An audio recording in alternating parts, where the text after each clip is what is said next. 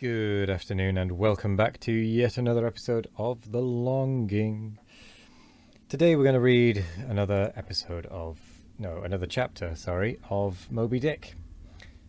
This one's not quite so long, so we'll probably have a little bit of time at the end of the chapter to do some drawing. So, let's begin. Chapter 59, Squid. Slowly wading through the meadows of Brit, the Pequod still held on her way north-eastward towards the island of Java, a gentle air impelling her keel, so that in the surrounding serenity her three tall tapering masts mildly waved to that languid breeze, as three mild palms on a plain. And still at wide intervals in the silvery night the lonely, alluring jet would be seen.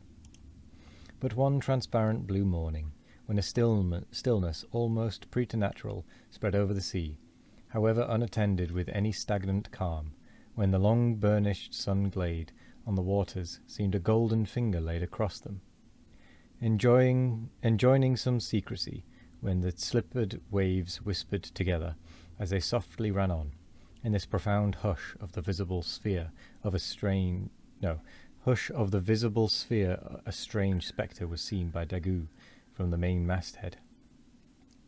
In the distance a great white mass lazily rose, and rising higher and higher, and disentangling itself from the azure, at last gleamed before our prow like a snow-slide, new slid from the hills. Thus glistening for a moment, as slowly it subsided and sank, then once more arose and silently gleamed. It seemed not a whale, and yet is this Moby Dick, thought Daggoo. Again the phantom went down, but on reappearing once more, with a stiletto-like cry that startled every man from his nod, the negro yelled out, there again! There she breaches! Right ahead, the white whale, the white whale!" Upon this the seamen rushed to the yardarms, as in swarming time the bees rush to the bows. Bareheaded in the sultry sun, Ahab stood on the bowsprit, and with one hand pushed far behind, in readiness to wave his orders to the helmsman, cast his eager glance in the direction indicated aloft by the outstretched motionless arm of Daggoo. Whether the flitting attendants of the one still and solitary jet had gradually worked upon Ahab, so that he was now prepared to connect the ideas of mildness and repose with the first sight of the particular whale he pursued. However this was, or whether his eagerness betrayed him, whichever way it might have been, no sooner did he distinctively perceive the white mass, than with a quick intensity he instantly gave orders for lowering. The 4 boats were soon on the water, Ahab's in advance, and all swiftly pulling towards their prey. Soon it went down, and while, with oars suspended, we were awaiting its reappearance, lo, in the same spot where it sank, once more it slowly rose. Almost forgetting for the moment all thoughts of Moby Dick, we now gazed at the most wondrous phenomenon which the secret seas have hitherto revealed to mankind. A vast pulpy mass, furlongs in length and breadth, of a glancing cream colour, lay floating on the water, innumerable long arms radiating from its centre, and curling and twisting like a nest of anacondas, as if blindly to clutch at any hapless object within reach. No perceptible face or front did it have, no conceivable token of either sensation or instinct, but undulated there on the billows, an unearthly, formless, chance-like apparition of life. As with a low sucking sound it slowly disappeared again, Starbuck still gazing at the agitated waters where it had sunk, with a wild voice exclaimed, "Almost rather had I seen Moby Dick and fought him, than to have seen thee, thou white ghost." "What was it, sir?" said Flask. "The great live squid, which they say few whale ships ever beheld, and returned to their ports to tell of it." But Ahab said nothing. Turning his boat, he sailed back to the vessel, the rest as silently following. Whatever superstitions the sperm whalemen in general have connected with the sight of this object, certain it is that a glimpse of it being so very unusual, that circumstance has gone far to invest it with portentousness. So rarely is it beheld, that though one and all of them declare it to be the largest animated thing in the ocean, yet very few of them have any but the most vague ideas concerning its true nature and form. Notwithstanding, they believe it to furnish to the sperm whale his only food.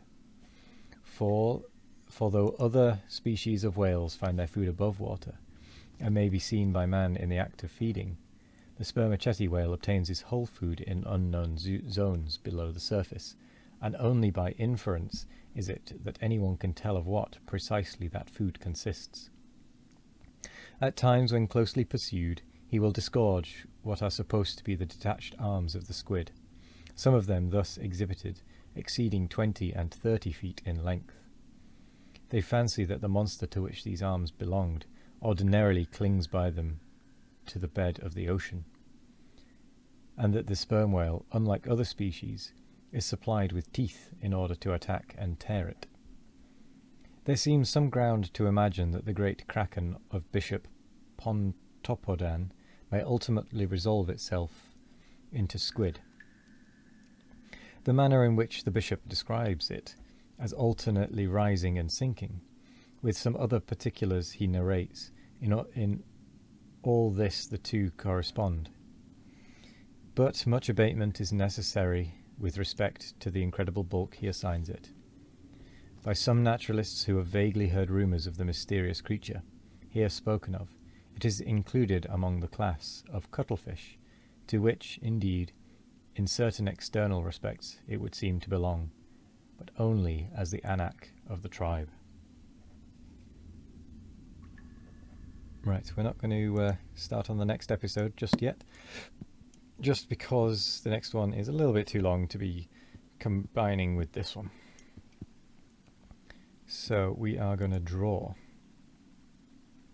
And the last one we drew was black and white and was the end. So this time we're going to draw the moon.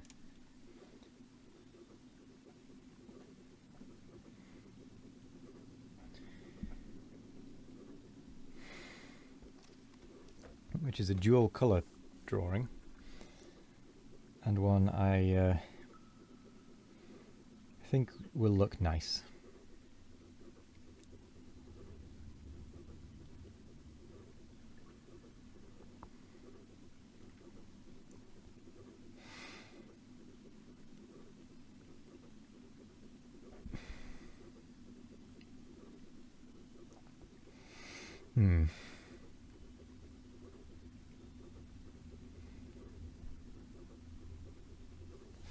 I do think we will need to go and revisit the Halls of Eternity at some point, for the sole reason of reacquiring more paper with which to draw on.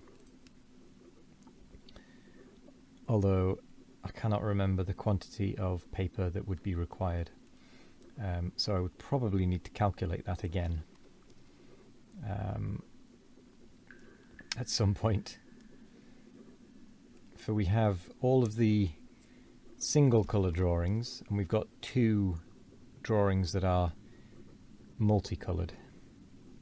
We've got the drawing that is simply called End, I think it was just called End, that is the dagger that you can see in the bottom left next to the lice, and this one we're currently drawing that is the white moon on a black background.